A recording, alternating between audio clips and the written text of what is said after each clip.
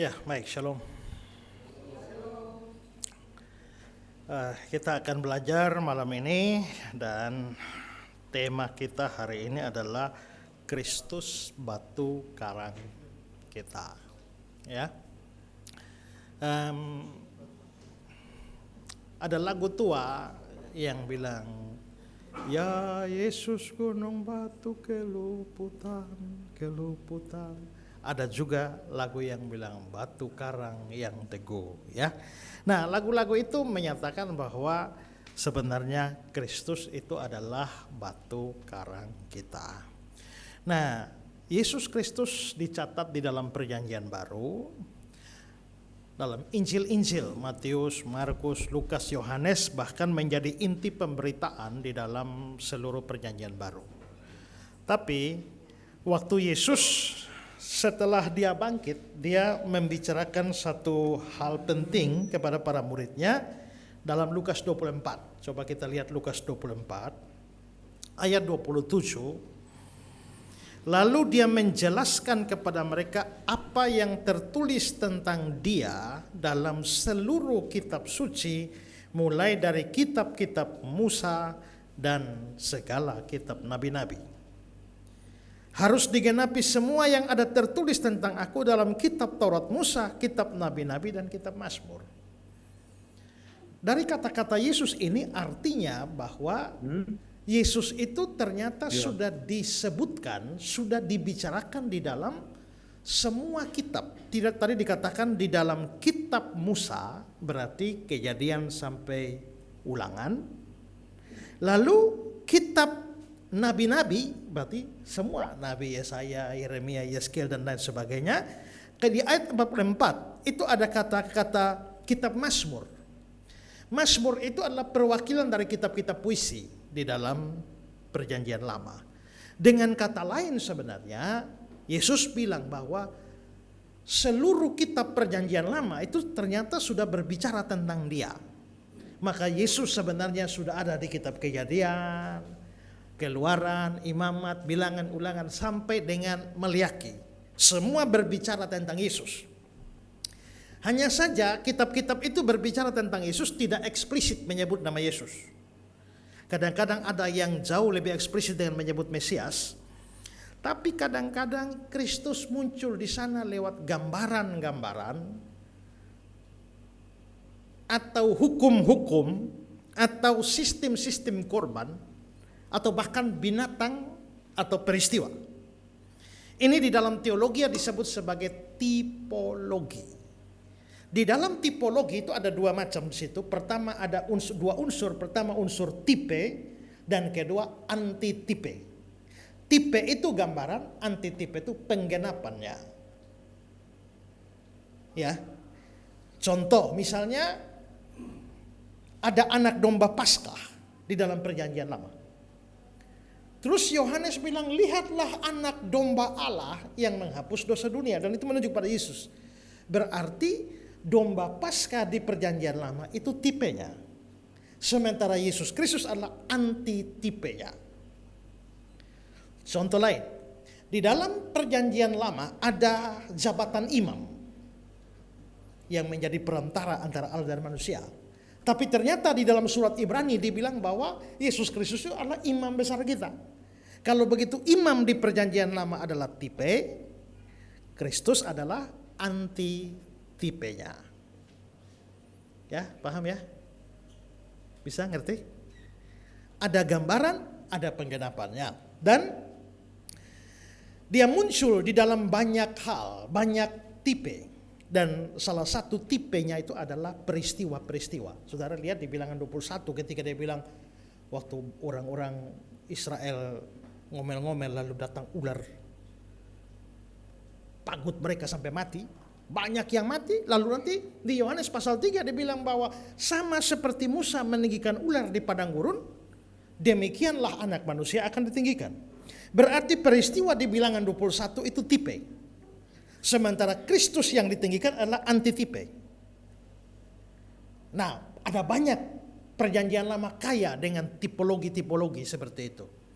Nah, salah satu tipe yang sangat menyolok di dalam Perjanjian Lama, khusus dalam kitab Keluaran, itu adalah di dalam peristiwa Eksodus kitab Keluaran yang berkaitan dengan masalah batu karang. Karena itulah hari ini kita mau bahas tentang Kristus batu karang kita. Artinya batu karang itu adalah tipe, Kristus adalah antitipenya. Nah, kalau begitu kita mau belajar sekarang tentang detail peristiwa itu dan penggenapannya di dalam Kristus. Nah, sekarang saya mau bahas hal pertama adalah dua peristiwa batu karang. Dua peristiwa batu karang, kenapa saudara? Karena kalau kita memperhatikan kisah batu karang di Perjanjian Lama, maka kita mendapati ada dua peristiwa. Satu di dalam kitab Keluaran, satu di dalam kitab Bilangan, ya.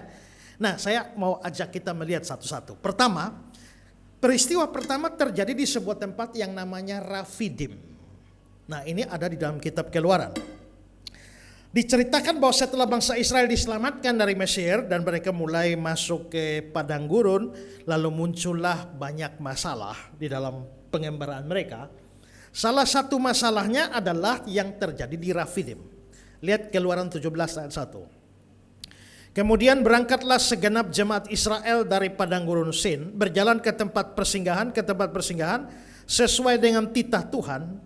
Lalu berkemahlah mereka di Rafidim, tetapi di sana tidak ada air untuk diminum bangsa itu.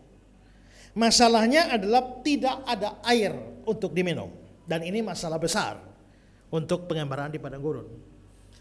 Kalau tidak ada makan dengan tidak ada air, masalah paling besar adalah tidak ada air. Karena tanpa makan orang masih bisa bertahan cukup lama. Apalagi yang gemuk. Ya kan, cadangan lemaknya itu cukup untuk berhari-hari itu ya, masih bisa bertahan minggu pun. Jadi kalau saya sama Pak Hendra kesasar itu mesti tahan lama itu ya. Ya.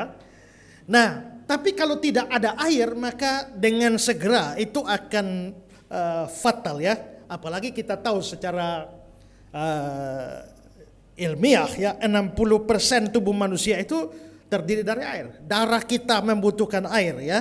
Mengatur darah itu air itu menentukan darah kita ya, mengedarkan darah, suhu tubuh, nutrisi dan lain-lain itu sangat membutuhkan air semuanya. Sehingga tidak ada air itu masalah sangat fatal. Nah, dalam kondisi seperti inilah bangsa Israel bersungut-sungut. Saudara bayangkan, Israel itu keluar dari Mesir kira-kira berapa banyak orang? Musa pimpin berapa banyak orang? Para ahli memperkirakan kira-kira 2 juta orang. Bagaimana saudara 2 juta orang dapat air di padang gurun? Kedua, belum lagi ditambah dengan binatang-binatangnya, karena mereka keluar tuh bawa binatang semua. Maka mereka terancam binasa semua. Nah, karena masalah ini lalu muncul sungut-sungut.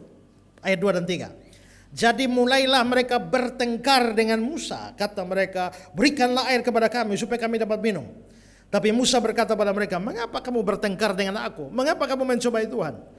Hauslah bangsa itu akan air di sana. Bersungut-sungutlah bangsa itu kepada Musa dan berkata, mengapa pula engkau memimpin kami keluar dari Mesir untuk membunuh kami, anak-anak kami dan ternak kami dengan kehausan? Israel ngamuk saudara, ngamuk pada Musa. Bahkan ngamuknya mereka sampai mengancam nyawa Musa. Musa sendiri waktu ngeluh kepada Tuhan, dia bilang di ayat 4, sebentar lagi mereka akan melempari aku dengan batu.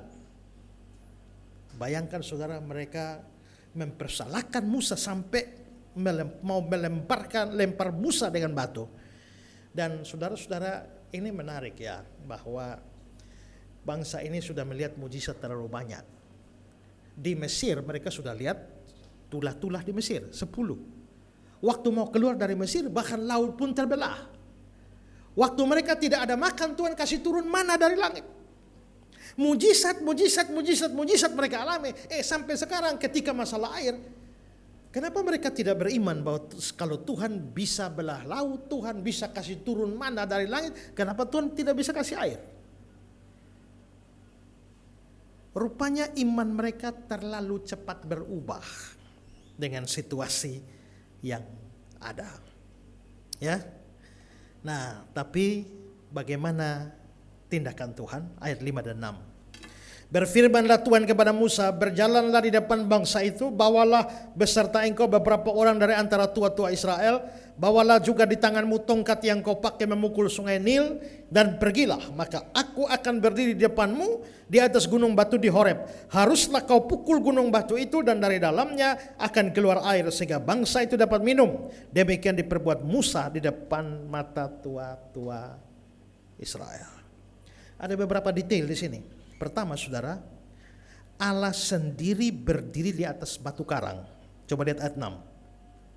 Maka aku akan berdiri di sana di depanmu di atas gunung batu di Horeb.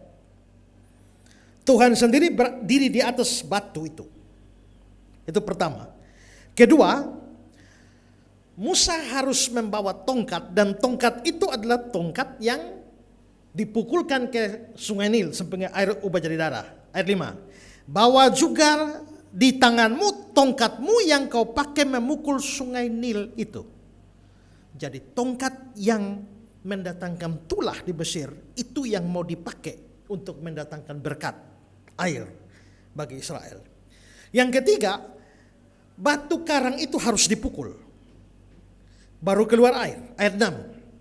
Haruslah kau pukul gunung batu itu, dan dari dalamnya akan keluar air. Jadi tidak pergi hanya lihat-lihat batu karang saja air keluar, tidak. Tidak hanya doa-doa saja, pujian penyembahan, tidak. Harus pukul. Kalau Musa tidak pukul batu karangnya, airnya tidak keluar. Harus dipukul baru air keluar. Ya. Nah, dan itu terjadi. Musa melakukan itu dan air keluar bagi Israel. Mereka mengatasi kehausan mereka. Tapi jelas mereka sudah bersungut-sungut menyalahkan Tuhan, menyalahkan Musa. Akhirnya sungut-sungut mereka itu Tuhan abadikan.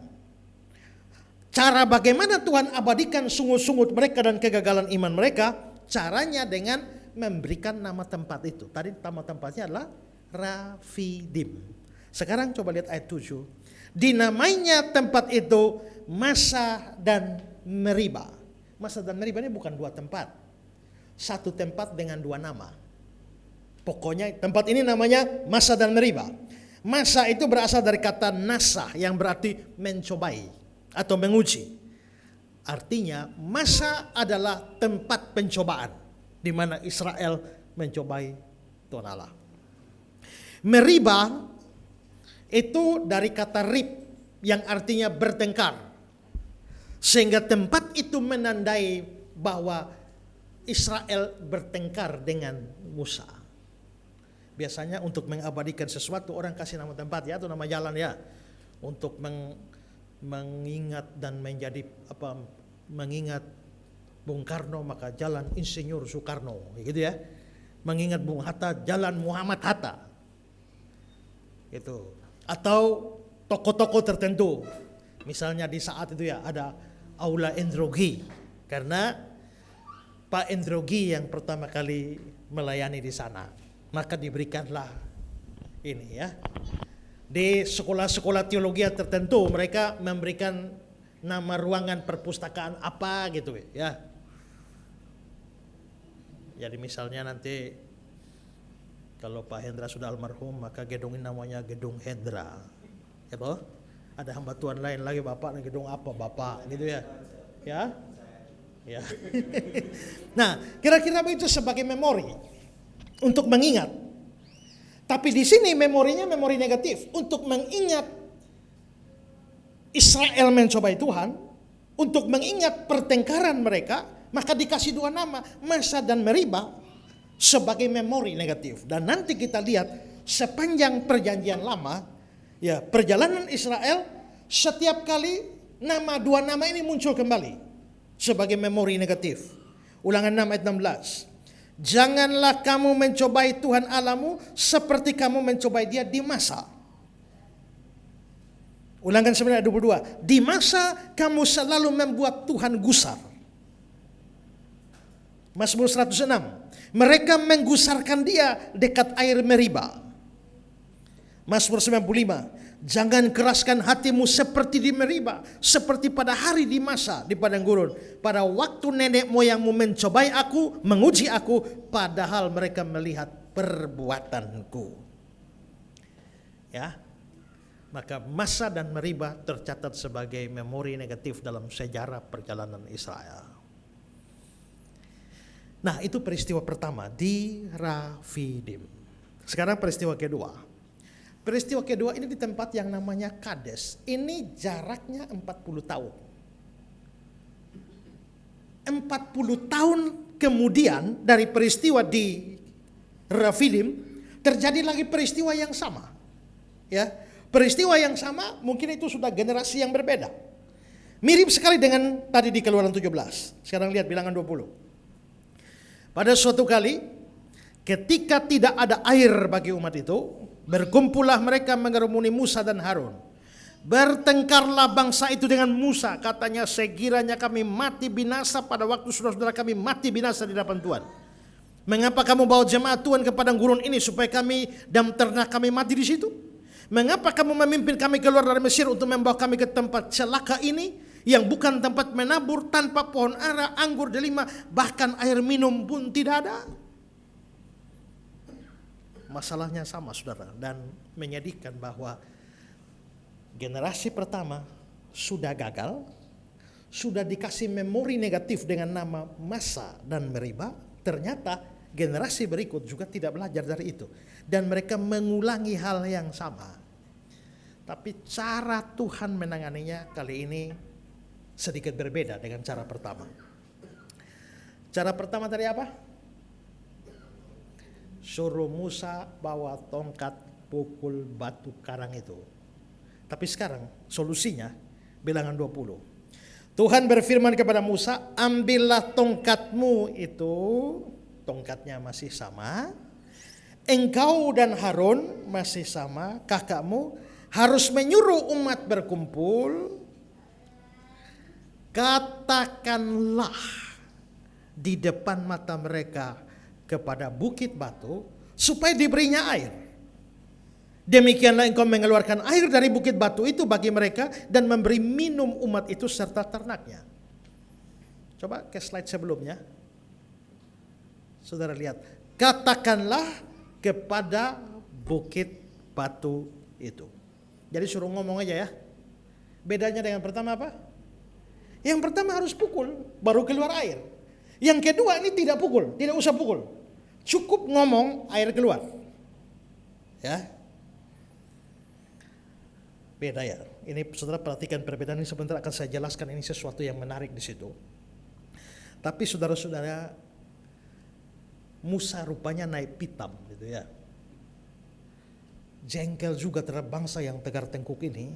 Akhirnya terjadilah sebuah peristiwa yang tragis. Ayat 9 sampai 11. Lalu Musa mengambil tongkat itu dari hadapan Tuhan seperti yang diperintahkan kepadanya. Ketika Musa dan Harun telah mengumpulkan jemaat itu di depan bukit batu itu, berkatalah ia kepada mereka, dengarlah kepadaku, hai orang-orang durhaka.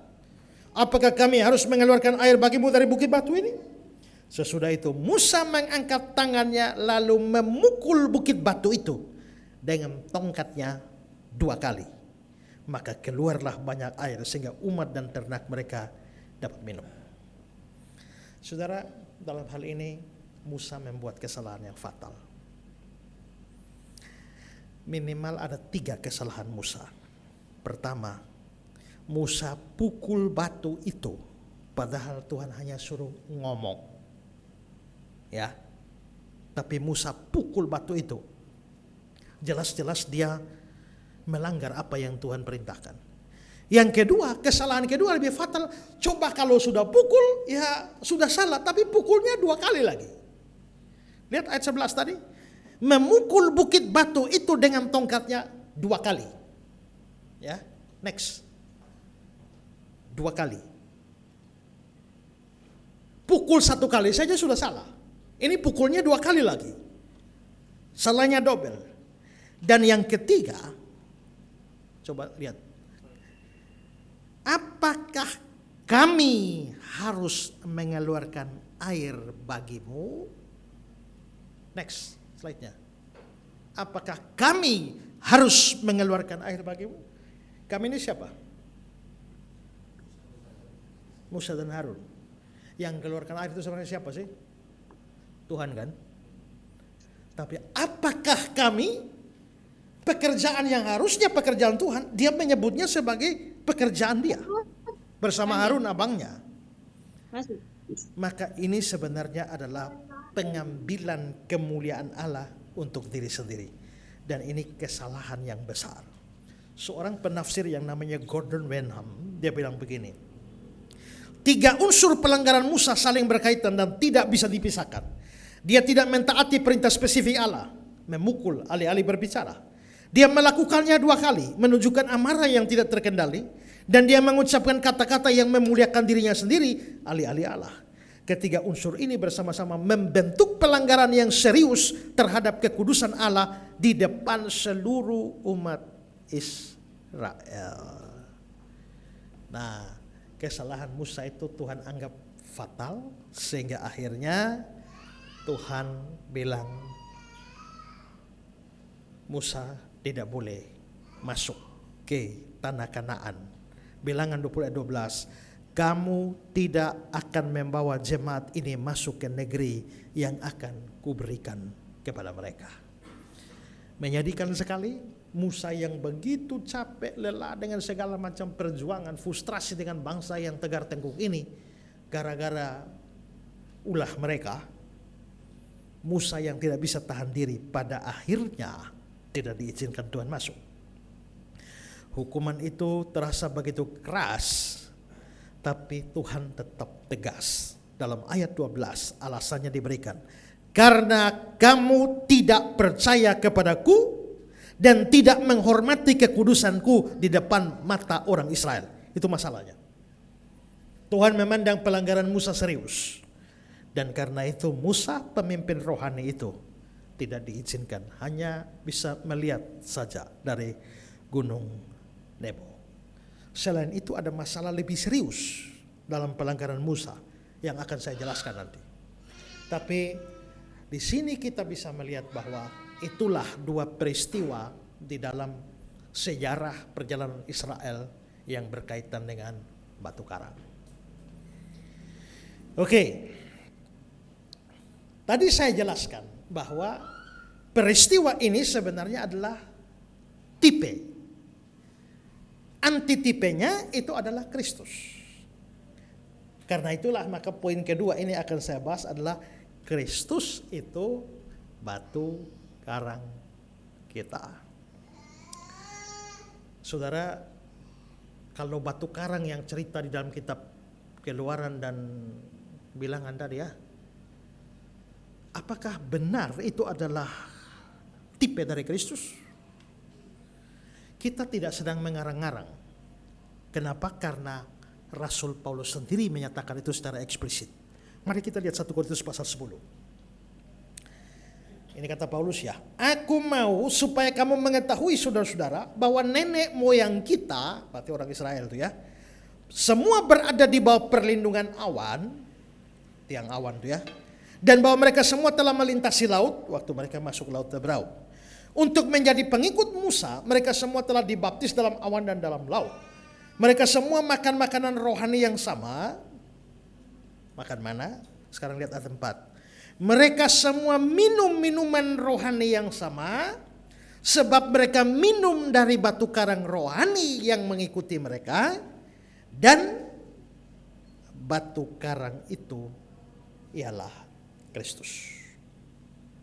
Ini eksplisit sekali, batu karang itu Kristus.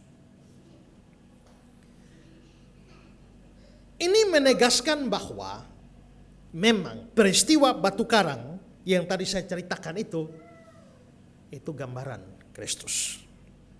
Seorang penafsir namanya Gordon Fee, dia bilang begini. Ketika Paulus berkata batu karang itu ialah Kristus, dia menggunakan logika tipologi yang sangat serius dalam tradisi penafsiran Yahudi Kristen. Dia menegaskan bahwa dalam seluruh sejarah penyelamatan Israel di padang gurun, Kristus sudah hadir dan terlibat. Bukan hanya sebagai pribadi yang belum datang, tapi sebagai pribadi yang sudah nyata memelihara umat Allah dalam bentuk tipologis. Batu karang adalah cara kehadiran dan karya Kristus yang dinyatakan dalam sejarah perjanjian lama. Kalau begitu, Kristus sudah muncul. Dia baru lahir sebagai manusia di abad pertama. Tapi dia sudah berkarya dalam sejarah Israel, perjanjian lama. Ya. Karena itu saudara-saudara, maka sekarang mari, kalau memang batu karang itu ialah Kristus, berarti ada hal-hal di dalam batu karang yang menggambarkan tentang Kristus kepada kita. Karena itu saudara-saudara, sekarang mari kita melihat bagaimana batu karang itu menjadi gambaran tentang Kristus. Saya bahas beberapa hal. Pertama saudara, batu karang menjadi sumber air atau sumber kehidupan bagi Israel di padang gurun. Ini kebenaran pertama. Kita sudah melihat di Rafidim, air dari batu karang itulah yang menjadi sumber kehidupan bagi Israel. Selanjutnya, di Kades juga hal yang sama, bahwa dari batu karang itu yang mengeluarkan airlah Israel hidup. Sehingga dengan tepat dikatakan bahwa batu karang itu menjadi sumber air, sumber hidup bagi Israel. Nah, fakta ini sebenarnya adalah tipologi dari Kristus, di mana Kristus itu menjadi sumber hidup dari orang-orang yang kehausan secara rohani. Secara rohani manusia itu gersang, haus, menuju kematian seperti orang tanpa air. Tidak ada satu sumber di dunia ini pun yang bisa menghapus dahaga rohani. Kalau dahaga jasmani, kita taruh air aqua, hilang dahaganya. Ya. Tapi dahaga rohani itu tidak bisa hilang dengan cara apapun. Dahaga yang rohani itu tidak pernah bisa dihilangkan dengan kekayaan, dengan kesenangan, dengan agama, dengan hubungan manusia, tidak bisa. Kehausan rohani itu hanya bisa dipuaskan oleh Kristus. Karena itu waktu Yesus bercakap-cakap dengan perempuan Samaria di Yohanes pasal 4, dia bilang begini, Yohanes 4:13. Barang siapa minum air ini, air sumur, dia akan haus lagi. Tapi barang siapa minum air yang kuberikan kepadanya, dia tidak akan haus selama-lamanya. Sebaliknya air yang kuberikan kepadanya akan menjadi mata air di dalam dirinya yang terus-menerus memancar sampai hidup yang kekal. Kalau begitu Yesus berbicara, minum air sumur akan haus. Tapi siapa minum air yang kuberikan, bukankah di dalam cerita perjanjian lama airnya keluar dari batu karang?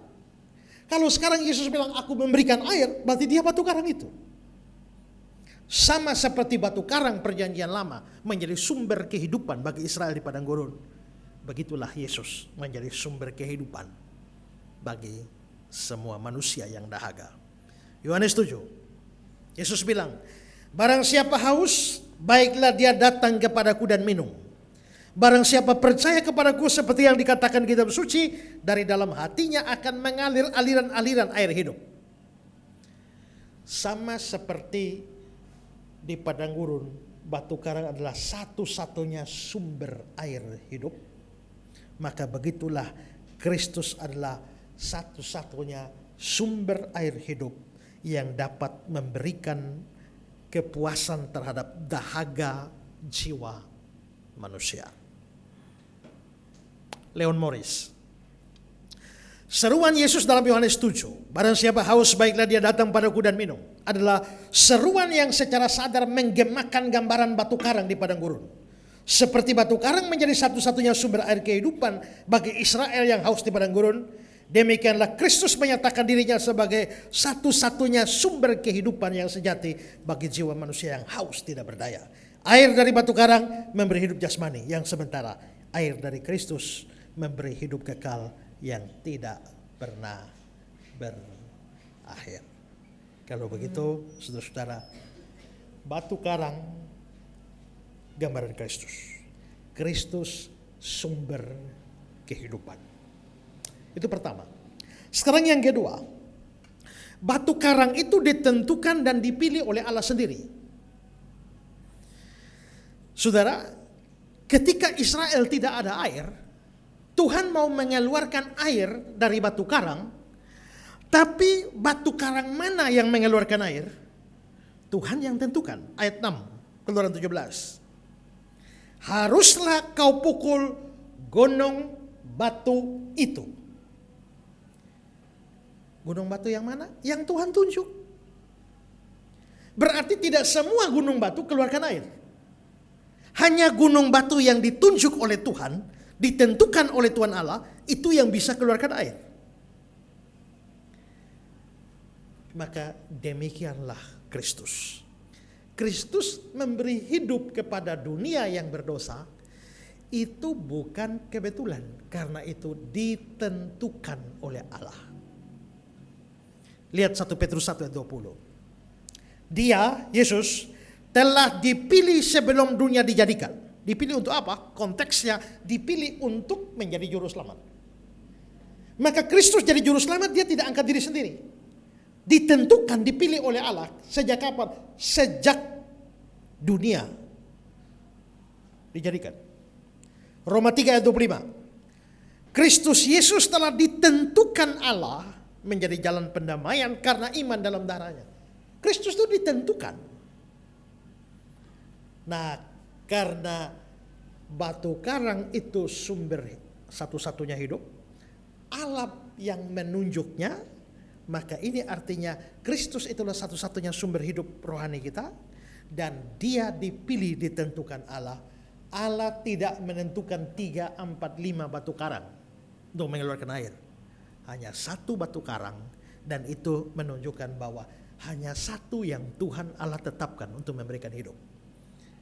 Karena itulah maka hidup rohani atau keselamatan hidup kekal hanya ada pada satu saja yang ditentukan Allah. Itulah sebabnya Petrus bilang di Kisah 4 ayat 12, keselamatan tidak ada dalam siapapun juga selain di dalam Dia. Karena itu saudara, kalau orang mencari hidup kekal pada nabi-nabi yang lain, nabi-nabi itu tidak ditentukan untuk diberikan oleh Allah.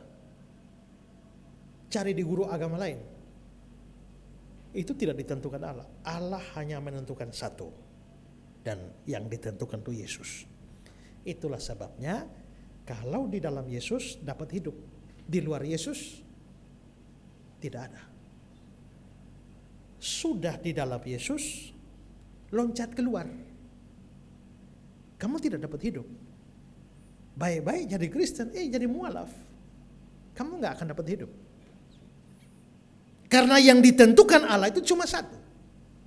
Apakah ini berarti orang Kristen sombong? Tidak. Masalahnya adalah bahwa Kristus satu-satunya jalan itu bukan ditentukan oleh kita, ditentukan oleh Allah sendiri. Sebagaimana kata John Stott dalam kutipan ini, dia bilang bahwa ya intinya adalah bahwa bukan kita yang tentukan Yesus sebagai satu-satunya jalan, Allah yang menentukan itu. Karena itu saudara, mencoba mencari keselamatan lain, jalan hidup yang lain di dalam Kristus, itu sama seperti Tuhan Allah sudah kasih batu karang, kasih keluar air. Kalau ada Israel yang cukup gila mau cari air di batu karang lain, cari sendiri, mampus dia, ya kan? Jadi kalau Allah sudah tentukan batu karang ini dan itu yang keluarkan air, kamu harus cari di situ. Jangan cari batu karang lain. Tapi dunia sedang buta sekarang, bukan? Itulah sebabnya semua sedang mencari pada batu karang masing-masing. Tapi Allah hanya menentukan satu batu karang. Ya. Sekarang yang ketiga. Batu karang itu harus dipukul baru keluar air. Ini menarik sekali, saudara. Jangan kira bahwa itu hanya kebetulan atau hanya action yang tak bermakna. Tidak. Di sini kita bisa melihat bahwa, coba saya kasih gambaran saudara ya, kalau saudara jadi Tuhan Allah, saudara sudah bikin tulah di tanah Mesir, lepaskan saudara jadi Tuhan. Sudah bikin tulah di Mesir, lepaskan Israel. Setelah itu Israel keluar, saudara sudah bikin mujizat, belah ini laut terbelah, kasih lewat mereka. Waktu mereka ngeluh, Tidak ada makan, kamu sudah kasih turun mana dari langit. Setelah itu sekarang mengeluh air lagi, ngamuk-ngamuk lagi pada Tuhan. Kira-kira kalau seandainya saudara yang Tuhan, apa yang saudara lakukan kepada Israel? Hah? Kalau saudara harus pukul, siapa yang saudara pukul? Ya Israel. Tapi yang menarik di sini, Israel layak dipukul, tapi bukan Israel yang dipukul. Tuhan mengatur untuk memukul yang lain. Batu karang itu salah apa sehingga dia dipukul? Tidak kan? Tidak salah apa-apa. Yang salah itu Israel. Harusnya Israel yang dipukul.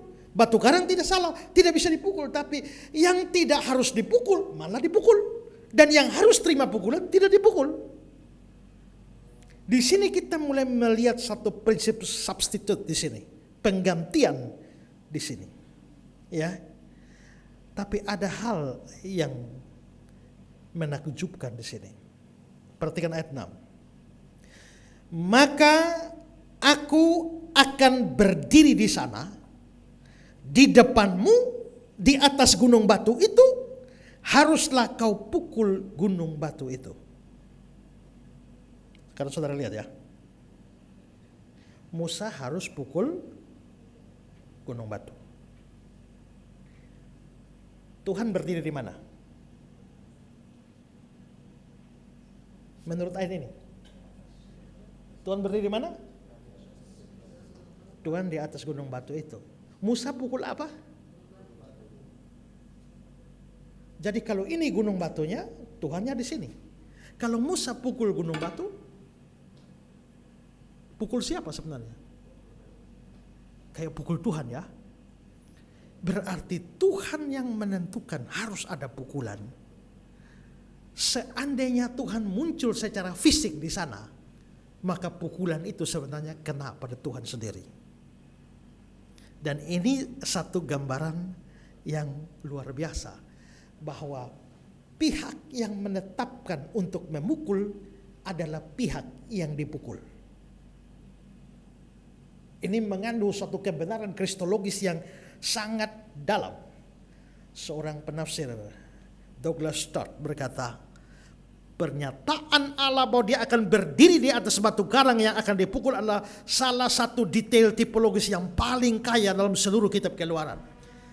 Allah bukan penonton yang netral dalam peristiwa ini. Dia hadir dalam batu karang itu, mengidentifikasi dirinya dengan batu karang itu. Sehingga ketika batu karang itu dipukul, itu adalah gambaran awal dari apa yang kelak terjadi pada anaknya di Golgotha. Allah yang berdiri di atas batu karang itu adalah pragambaran dari Allah yang hadir dalam Kristus yang menanggung hukuman dosa. Jadi untuk membuat gambaran, saudara kira-kira mungkin kayak gambar begini nih ya.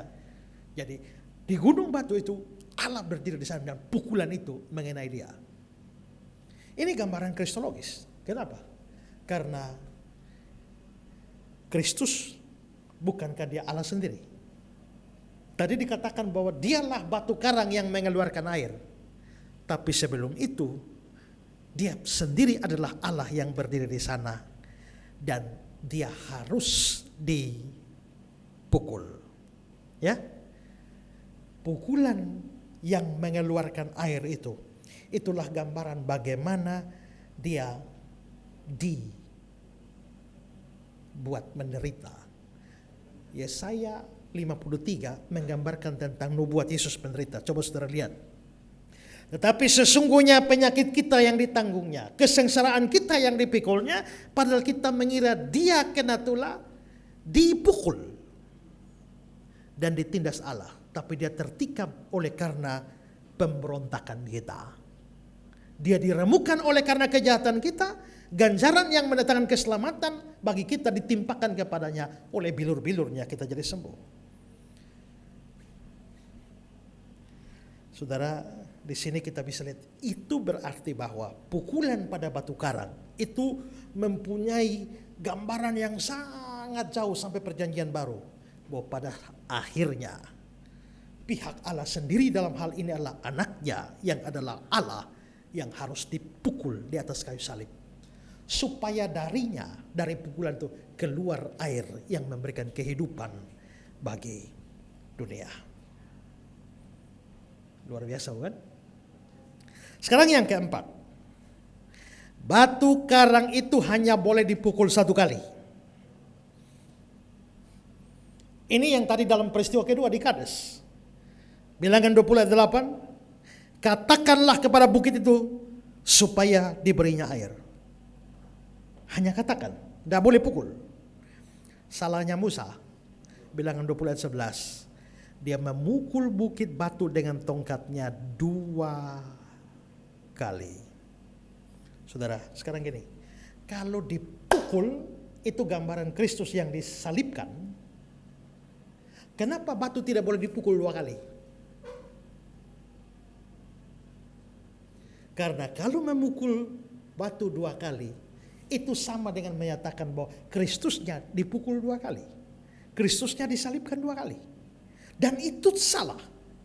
Perjanjian baru memberikan konfirmasi bahwa Kristus hanya boleh disalibkan 1 kali. Ibrani 9 ayat 28. Demikian pula Kristus hanya 1 kali saja mengorbankan dirinya. Jadi tidak boleh ada penyaliban kedua. Dan itu sesuai dengan gambaran Taurat dalam Ibrani 10. Dan karena kehendaknya inilah telah dikuduskan 1 kali untuk selama-lamanya oleh persembahan tubuh Yesus Kristus. Oleh 1 korban saja untuk selama-lamanya. Maka Yesus tidak boleh disalibkan 2 kali. 1 kali saja. Nah, perhatikan ini. Allah bermaksud untuk membuat batu karang dengan sebuah peristiwa detailnya menggambarkan Kristus. Maka batu karang dipukul menggambarkan Kristus dipukul. Keluar air menunjukkan kehidupan keluar dari sananya. Nah, Tuhan menetapkan Yesus hanya dipukul 1 kali. Musa pukul 2 kali. Ini artinya Musa merusak gambaran tipologis yang akan digenapi di sana. Ini membuat kesalahan Musa sangat serius. Ya, sangat serius. Bruce bilang begini, kesalahan Musa yang memukul batu karang 2 kali bukan hanya pelanggaran terhadap perintah Allah yang spesifik. Dia juga secara tidak sengaja merusak integritas tipologi ilahi. Batu karang dalam Keluaran 17 sudah dipukul sekali, dan sekali itu sudah cukup. Hal ini menggambarkan bahwa pengorbanan Kristus terjadi sekali selama-lamanya. 1 kali final sempurna. Tidak ada pengulangan yang diperlukan. Tidak ada pengulangan yang dibenarkan. Atau kata Spurgeon, batu karang itu sudah cukup dipukul sekali.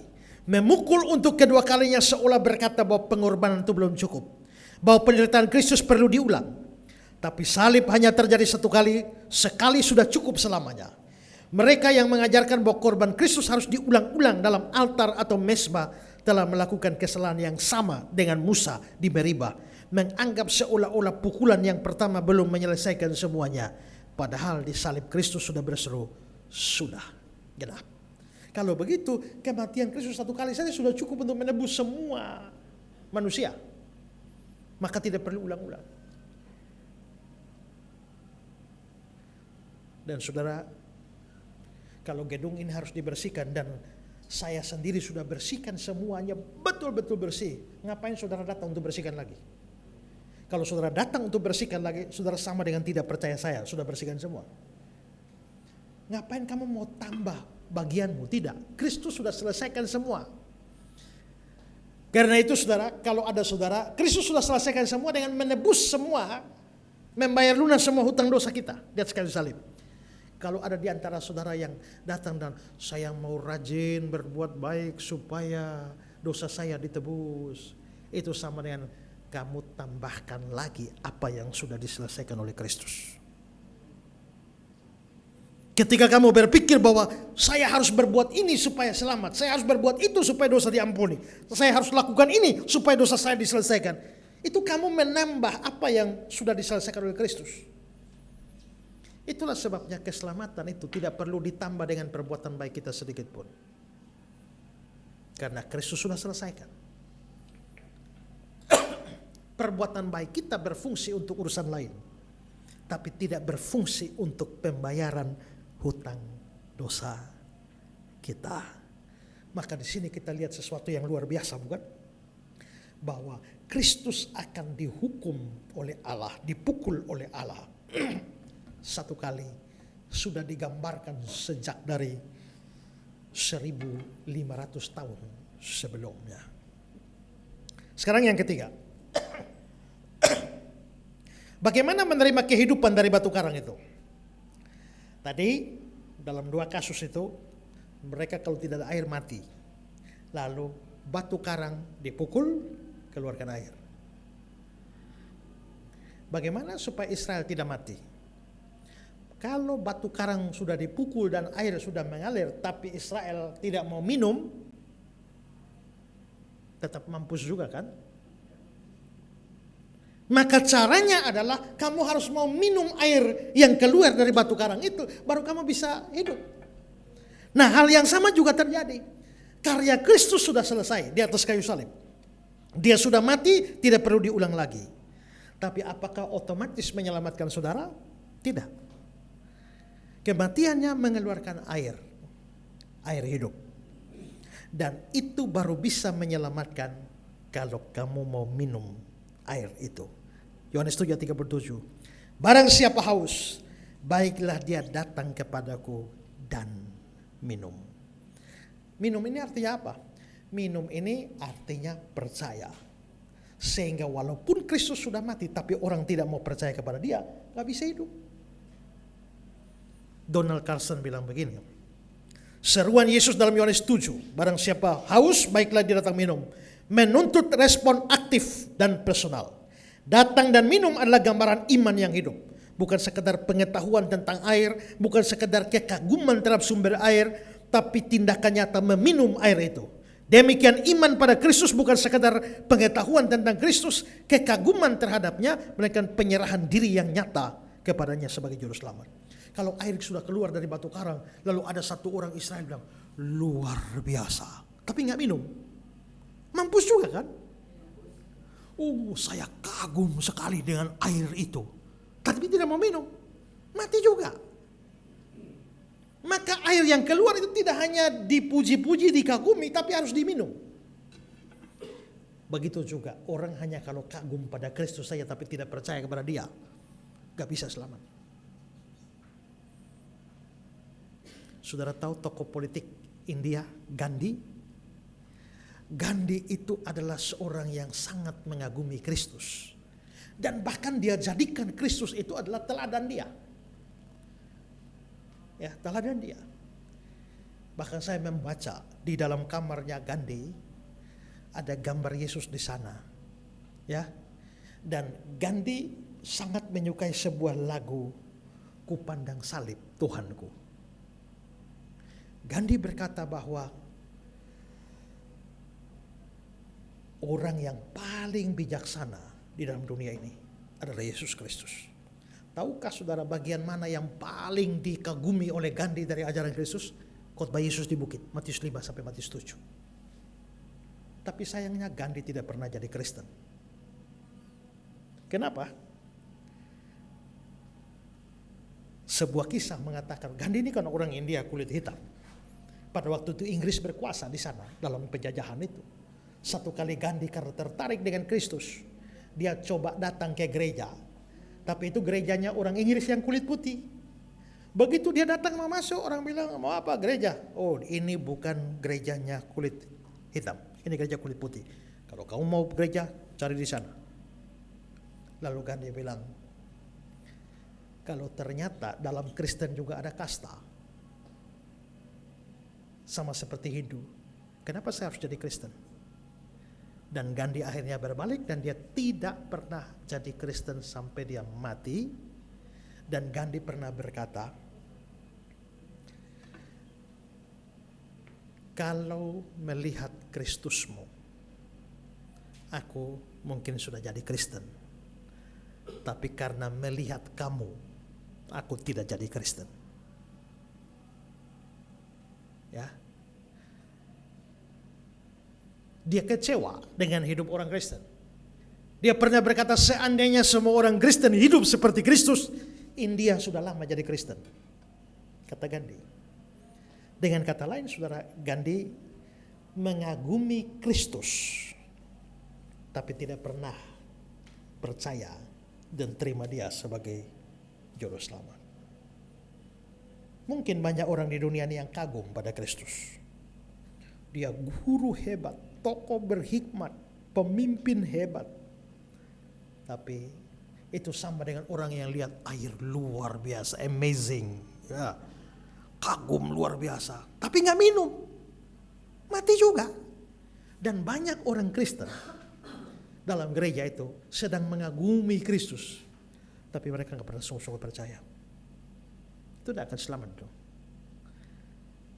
Makanya saya yakin di neraka ada banyak orang Kristen, karena hanya kulit luar saja Kristen, tapi tidak pernah sungguh-sungguh percaya.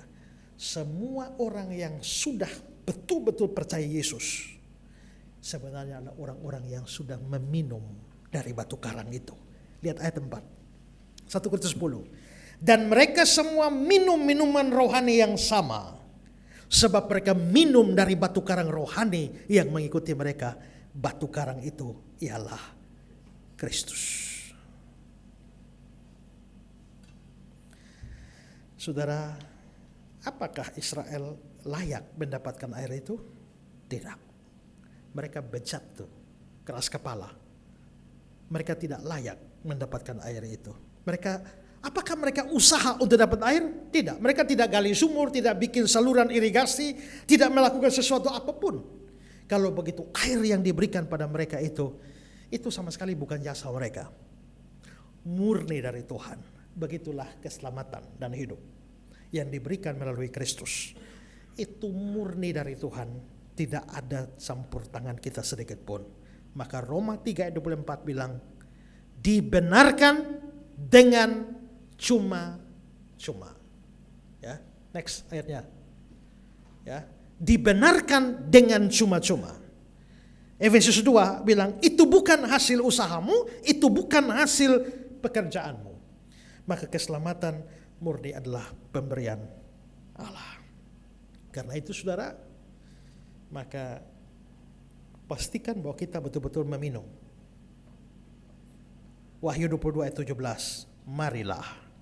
Barang siapa yang haus, hendaklah dia datang. Barang siapa yang mau, hendaklah dia mengambil air kehidupan dengan cuma-cuma.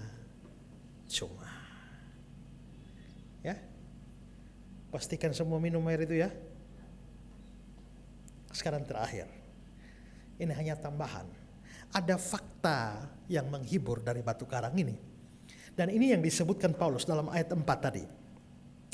Batu karang rohani yang mengikuti mereka, dan batu karang itu ialah Kristus. Saudara perhatikan, batu karang mengikuti mereka. Apakah itu berarti batu karang di padang gurun itu pindah-pindah ikut-ikut? Bukan. Batu karang di padang gurun tidak pindah-pindah, tidak ikut Israel. Batu karang itu siapa sebenarnya? Kristus. Lalu yang disebut batu karang yang mengikuti itu bukan hanya batu karang, tapi batu karang rohani. Artinya kalau batu karang rohani itu Kristus, sebenarnya adalah bahwa Kristus itu mengikuti mereka. Maka di sini kita bisa menunjukkan bahwa sejak seseorang minum dari batu karang itu tidak pernah meninggalkan orang itu. Ya, sejak orang percaya kepada Yesus, Yesus tidak pernah meninggalkan orang itu. Ibrani pasal 13 ayat 5. Karena Allah telah berfirman, aku sekali-kali tidak akan membiarkan engkau. Aku sekali-kali tidak akan meninggalkan engkau. Masuk padang gurun, dia ikut. Masuk lembah kekelaman, dia ikut. Naik darat, dia ikut. Masuk laut, dia ikut. Dia tidak pernah meninggalkan. Sejak saudara percaya pada Yesus dengan minum air itu, apapun yang terjadi pada saudara, percayalah, batu karang itu tidak pernah meninggalkan saudara. Terus kemanapun. Charles Spurgeon bilang begini, Kristus adalah batu karang yang menyertai saudara. Dia ada di sana ketika saudara bangun pagi hari dan ketika saudara menutup mata di malam hari. Dia ada di sana dalam hari-hari yang penuh sukacita dan dalam hari-hari yang paling berat yang pernah saudara lalui. Sumber kehidupan tidak pernah meninggalkan saudara. Karena dia berkata, aku menyertai kamu senantiasa, adalah pribadi yang tidak pernah ingkar janji. Ya. Tak pernah Tuhan janji, hidupmu takkan berduri. Tak pernah dia janji, lautan tenang. Tetapi dia berjanji, kan selalu sertaku dan menuntun jalan hidupku selalu. Ya. Mazmur 23. Sekalipun aku berjalan dalam lembah kekelaman. Kata lembah kekelaman itu dalam bahasa Ibrani adalah Gait Salmafet. Terjemahan harfiahnya bukan lembah kekelaman. Terjemahan harfiahnya adalah lembah bayang-bayang maut. Dan itu gambaran orang Ibrani tentang dunia orang mati. Jadi ayat itu mau berkata, sekalipun aku berjalan masuk dunia orang mati, aku tidak takut bahaya, sebab engkau besertaku. Waktu saya muda dulu, sekarang juga masih muda, tapi waktu lebih muda dari sekarang. Waktu saya belum percaya Yesus, saya suka berkelahi. Ya, musuhnya banyak sekali. Ya, sampai saya saking takutnya menghadapi musuh-musuh, akhirnya pernah satu ketika saya terjun ke dalam dunia okultisme, harus mencari jimat-jimat tertentu untuk bisa backup diri. Ya, maka saya pergi dengan suatu ritual tertentu, lalu diberikan 2 mantra. Mantra yang pertama itu adalah, kalau saya baca mantranya, saya pukul orang biarpun sebenarnya tidak kena, dia bisa bocor. Tapi yang kedua, mantra kedua, kalau saya dipukul, kelihatan kena tapi gak sakit. Nah, itu saya pernah terjadi di situ. Tapi sebelum itu, musuhnya banyak sekali. Dan kadang-kadang musuh saya itu orang yang latihan bela diri di karate. Kan di tingkat karate itu ada dan 1, dan 2, dan 3. Dan saya bilang, maju semua, saya gak peduli kau dan 1, dan 2, dan 3. Karena saya dan kawan-kawan. Kalau dan kawan-kawan saya gak takut. Kalau sendiri mungkin takut. Tapi kalau ada yang menyertai, saya gak takut. Kalau ada yang menyertai kita, batu karang itu, masuk lembah kekelaman pun, kita tidak takut. Sekalipun aku dalam lembah kelam, ku tak takut sebab kau beserta. Wah, kalau begitu sudah minum dari batu karang itu, sudah dapat hidup, tapi disertai sepanjang hidup. Kalau begitu sangat beruntung bagi kita yang punya batu karang itu. Pastikan saudara sungguh-sungguh minum, jangan hanya kagum. Tapi ada banyak orang di luar sana yang sedang cari minum di batu karang yang lain. Kalau kamu tahu ada batu karang satu-satunya yang ditentukan Allah, jangan biarkan mereka cari di batu karang palsu. Tolonglah mereka untuk menemukan batu karang yang sesungguhnya. Kalau sudah minum dari sana, teruslah. Apapun yang terjadi dalam hidup saudara, jangan pernah takut, karena dia tidak pernah meninggalkan kamu. Tuhan memberkati. Amin.